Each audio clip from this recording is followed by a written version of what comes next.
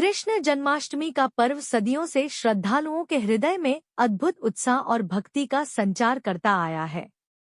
यह पर्व न केवल धार्मिक बल्कि आध्यात्मिक रूप से भी हमारे जीवन में गहराई से जुड़ा हुआ है। हर साल भाद्रपद माह के कृष्ण पक्ष की अष्टमी तिथि को मनाई जाने वाली यह पावन रात उस दिव्य क्षण का प्रतीक है जब स्वयं भगवान विष्णु ने श्री कृष्ण के रूप में धरती पर अवतार लिया था। साल 2024 में यह खास रात और भी अद्वितीय होगी।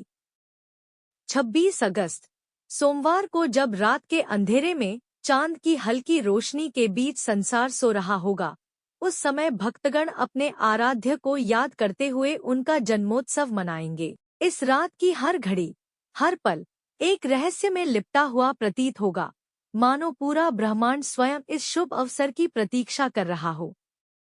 जन्माष्टमी 2024 की तिथि और शुभ मुहूर्त। 2024 में जन्माष्टमी का पर्व 26 अगस्त को मनाया जाएगा। जब सुबह की पहली किरणें धरती को स्पर्श करेंगी, तब से ही अष्टमी तिथि का आगमन हो जाएगा। इस पावन तिथि का आरंभ 26 अगस्त को प्रातः 3:09 बजे होगा और यह तिथि 27 अगस्त को प्रातः 2:19 बजे समाप्त होगी। लेकिन ध्यान देने वाली बात यह है कि इस रात का विशेष नक्षत्र रोहिणी 27 अगस्त को सायं 3:55 बजे तक ही रहेगा।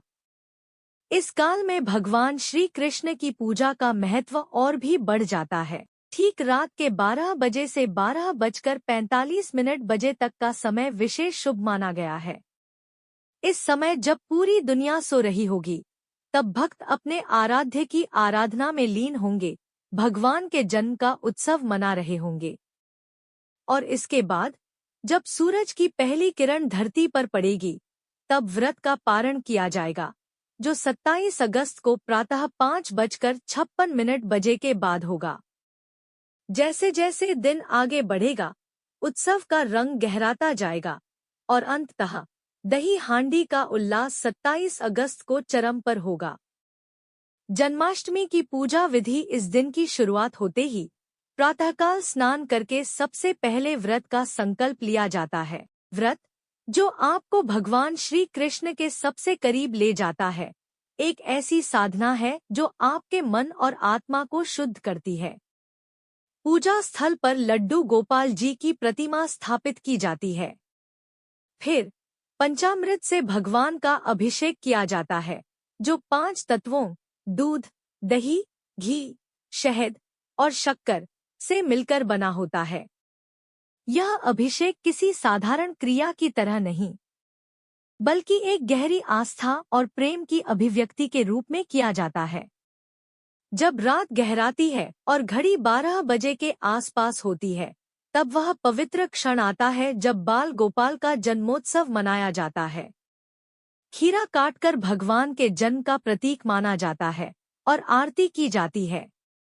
उस समय ऐसा महसूस होता है कि मानो सारे ग्रह नक्षत्र, पूरी प्रकृति उस दिव्य पल का साक्षी बनने के लिए ठहर गए हों। जन्माष्टमी पर क्या करें और क्या न करें। इस दिन भगवान श्री कृष्ण की पूजा में उनकी प्रिय वस्तुएं अर्पित की जाती हैं। मोर पंख, गाय के दूध से बनी खीर, पंचामृत, मिठाई और मक्खन उन्हें अर्पित करने से भक्तों की मनोकामनाएं पूरी होती हैं। यह भी कहा जाता है कि शंख से भगवान को स्नान कराने से पापों का नाश होता है और जीवन में शांति आती है। भगवान को भोग लगाते समय तुलसी का पत्ता जरूर चढ़ाएं, क्योंकि बिना तुलसी के उनका भोग अधूरा माना जाता है। लेकिन साथ ही यह ध्यान रखें कि पूजा में कभी भी बासी फूलों या मुरझाए हुए फूलों का प्रयोग न करें, क्योंकि इससे पूजा का प्रभाव कम हो जाता है। इस दिन व्रत रखने वालों को खास तौर पर तामसिक भोजन और काले वस्त्रों से दूर रहना चाहिए। जब आप इस पवित्र रात को अपने घर में भगवान का स्वागत करते हैं, तो ऐसा लगता है जैसे आपके घर में एक नई ऊर्जा, नई शक्ति का प्रवेश हो रहा हो। यह ऊर्जा न केवल आपके घर को, बल्कि आपके जीवन को भी रोशनी से भर देती है। तो इस जन्माष्टमी, जब रात के 12 बजते हैं, और घड़ी की सुइयां ठीक 12 पर आकर रुकती हैं, तब आप भी अपनी आंखें बंद करके भगवान श्री कृष्ण के जन्म का अनुभव करें। यह केवल एक धार्मिक अनुष्ठान नहीं, बल्कि एक ऐसा दिव्य अनुभव है जो आपके जीवन को नई दिशा दे सकता है।